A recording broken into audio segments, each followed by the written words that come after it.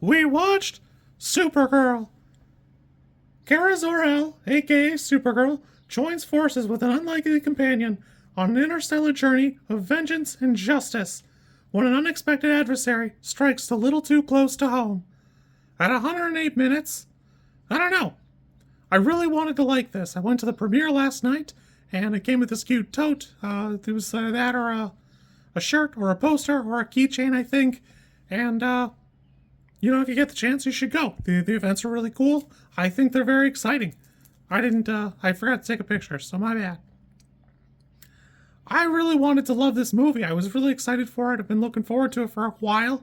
I've not read the comic it's allegedly based on, Supergirl, Woman of Tomorrow, like the film was initially titled. But I have looked at a little bit of it. I did order it. It's not here yet. It's only 8 issues, so it's not going to take super long to read. But, I don't know. The good is, I think the cast is pretty well cobbled together. And the bad is everything else. I think cinematography is kind of rough. Everything here is just a little too close together. You're way too close to the camera all the time. There's no wide shots. There's almost no times when the camera's far enough back to really appreciate it. And the pacing is just at such a weird breakneck. I actually thought the movie was fully 2 hours long. It's actually kind of wild that it's not, because it's crammed together and you don't get the time to fully appreciate anything. Mandalorian and Grogu had the same problem. You don't get a chance to fully appreciate any singular moment. Millie Alcock has a lot of rich, emotional moments as Supergirl, and you just don't get the chance to really appreciate them. And that's kind of a shame, because there's a lot of great writing covered up by poor pacing and bad editing. I think that every point where you're supposed to have an emotional turn, the good ones are probably pretty few and far between, because you're not fully able to grasp the parts that are like right in front of you. They should be right there. Anytime there's something big going on screen, you'll barely see it, just like most of the fighting. The characters are running basically and attacking things off screen, which would be cute a couple of times. It's fine once or twice or 3 times, but it can't be all the time. And it's all the time. It's every action scene, it feels like.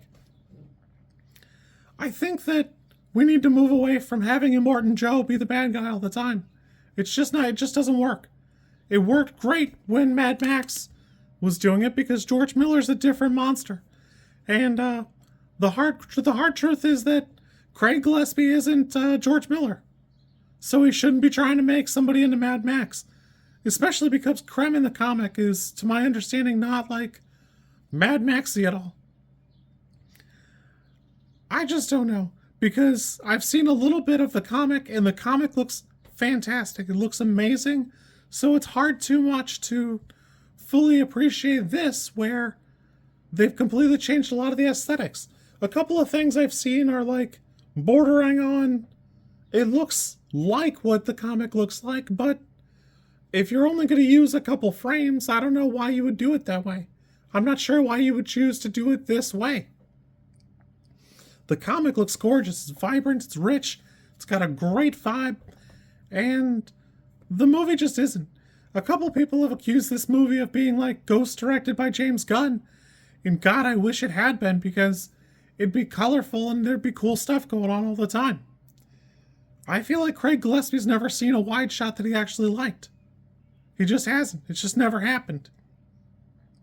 And he's surely never seen one like in full color, because some stuff is vibrantly colored, but a lot of it just straight up chooses not to be. The writing's kind of all over the place too here. That I was excited to have Momoa as Lobo. I don't even like Lobo. Just to put it out there, I don't care for Lobo. I think he's like a corny character. He's coded to be from the early 90s, and I think he should have stayed there. But philosophically, he's got some good writing here, some good bits, where they're arguing over how this kid should handle what might be her final moments, and you just don't get the chances to fully appreciate the dichotomy there, where Kara wants her to forgive him or just move on with her life, get her sword back, and go. Lobo says, no, you should kill that guy. I hate that dude, and you should kill him. I agree.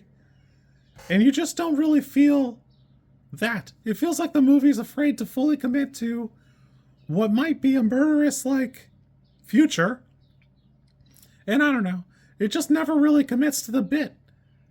It's got enough of Supergirl's emotional moments, but again, they're stitched together so poorly and given such little time to fully, grow. It's hard to say you'd even care. Probably the best bits are when she's talking to David Corenswet as Superman. It happens a couple of times. They're probably the best looking shots, and that's a shame because there's not a lot of it in the movie. This, for me, it needs to be probably another half hour. I don't know. There's just a lot it needs to unpack, and we don't give it any time. There's a ton of stuff you could probably cut because it doesn't feel like it has anything to say. There's a full action scene in one of the bars, and you're forced to watch it from the perspective of the alien girl that she's rescued, but she's not even looking. She's got her head underneath a chair or a table or whatever, and she's not paying any attention to it. I don't know. For me, I really wanted to like this. I was really excited for it. I think the toad's kind of cute, but at the end of the day, it's not doing anything worth doing. It's just like a C-list version of Guardians of the Galaxy. And that's a shame because the comic very clearly is not. The comic is very much its own thing. It's got its own vibe. I think Supergirl with a sword is a cool looking aesthetic. And that's a shame because you're not going to get it. I don't know. This to me feels like the wrong team for the wrong project. I don't know if I ever liked a Craig Gillespie movie. I know I've liked James Gunn movies, but this for me was not it. This for me is probably a 5. I usually will watch one of the big comic book movies a second time in theaters just to catch stuff that I missed. I don't think it's possible to have missed anything. So much of the backgrounds are out of focus and blurry. I don't think there's anything you're going to look for that you didn't see because your face was rubbed in it because the camera's so close to the action, you didn't get a chance to miss it. For me, again, 5 out of 10. I wanted to love this. It's paced well. A lot of people left the theater seeming to have liked it. So I think you're going to see it land at a 7. And I think that's too high. You kids be good. I'll catch you later. As an aside, I think the ugliest people on the internet are talking about how ugly Millie Alcock is. And they've never taken a picture of themselves that wasn't with that front selfie camera. So they should watch it. They should watch it.